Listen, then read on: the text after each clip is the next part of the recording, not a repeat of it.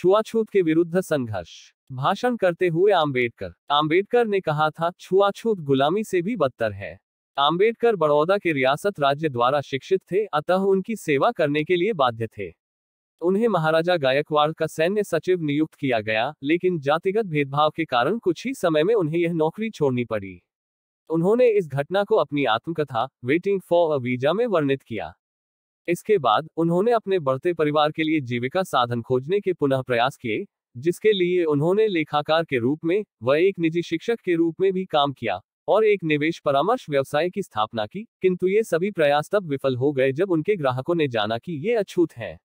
1918 में ये मुंबई में Sydenham college of commerce and economics में राजनीतिक अर्थशास्त्र के प्रोफेसर बने। हालांकि वे छात्रों के साथ सफल रहे, फिर भी अन्य प्रोफेसरों ने उनके साथ पानी पीने के बर्तन साझा करने पर विरोध किया। भारत सरकार अधिनियम 1919 तैयार कर रही साउथ ब्रो समिति के समक्ष भारत के एक प्रमुख विद्वान के तौर पर आम्बेडकर को साक्ष्य देने के लिए आमंत्रित किया गया। इस सुनवाई के दौरान आम्बेडकर ने दलितों और अन्य धार्मिक समुदायों के लिए पृथक निर्वाचिका और आरक्षण देने की वकालत की। 1920 में बंबई से उन्होंने साप्ताहिक मूकनायक के प्रकाशन की शुरुआत की। यह प्रकाशन शीघ्र ही पाठकों में लोकप्रिय हो गया। तब आम्बेडकर ने इसका प्रयोग रूढ़िवादी हिंदू राजनेताओं व जातीय भेदभाव से लड़ने के प्रति भारतीय राजनीतिक समुदाय की अनिच्छा की आलोचना करने के लिए किया। उनके दलित वर्ग के एक सम्मेलन के दौरान दिए गए भाषण ने कोल्हापुर राज्य के स्थानीय शासक शाहू चतुर्थ को बहुत प्रभावित किया, जिनका आम्बेडकर के साथ भोजन करना रूढ़िवादी समाज में हलचल मचा गया।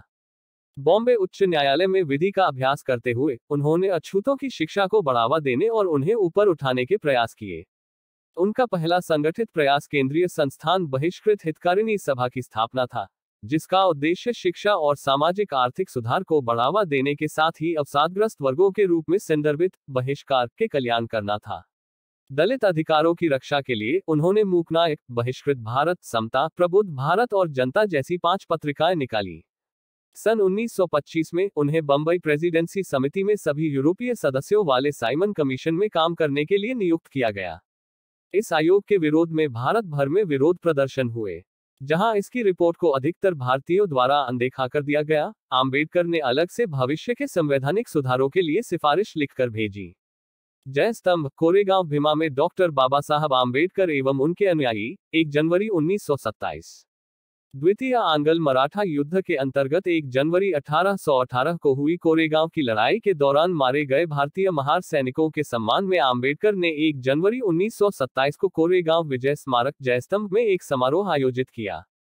यहां महार समुदाय से संबंधित सैनिकों के नाम संगमरमर के एक शिलालेख पर खुदवाए गए तथा कोरेगांव को दलित स्वाभिमान का प्रतीक बनाया। सन 1927 तक डॉक्टर आम्बेडकर ने छुआछूत के विरुद्ध एक व्यापक एवं सक्रिय आंदोलन आरंभ करने का निर्णय किया।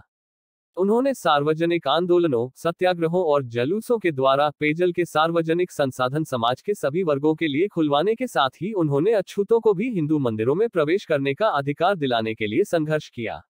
उन्होंने महाड शहर में अछूत समुदाय को भी नगर की चवदार जलाशय से पानी लेने का अधिकार दिलाने के लिए सत्याग्रह चलाया। 1927 के अंत में सम्मेलन में आम्बेडकर ने जाति भेदभाव और छुआछूत को वैचारिक रूप से न्यायसंगत बनाने के लिए प्राचीन हिंदू पाठ मनुस्मृति, जिसके कई पद खुलकर जातीय भेदभाव जातिवाद का समर्थन करते हैं, की सार्वजनिक रूप से निंदा की और उन्होंने औपचारिक रूप से प्राचीन पाठ की प्रतियां जलाईं। 25 दिसंबर 1927 को उन्होंने हजारों अनुयायियों के नेतृत्व में मनुस्मृति की प्रतियों को जलाया। इसकी स्मृति में प्रतिवर्ष 25 दिसंबर को मनुस्मृति दहन दिवस के रूप में अम्बेडकरवादियों और हिंदू दलितों द्वारा मनाया जाता है। 1930 में आम्बेडकर ने 3 महीने की तैयारी के बाद कालाराम मंदिर सत्याग्रह आरंभ किया। कालाराम मंदिर आंदोलन में लगभग 15,000 स्वयंसेवक इकट्ठे हुए, जिससे नासिक की सबसे बड़ी प्रक्रियाएं हुई। जुलूस का नेतृत्व एक सैन्य बैंड ने किया था। स्काउट्स का एक बैच, महिलाएं और पुरुष पहली बार भगवान को देखने के लिए अनुशासन, आदेश और दृढ़ संकल्प में चले गए थे। जब वे द्वार तक पहुंचे तो द्वार ब्राह्मण अधिकारियों द्वारा बंद कर दिए गए।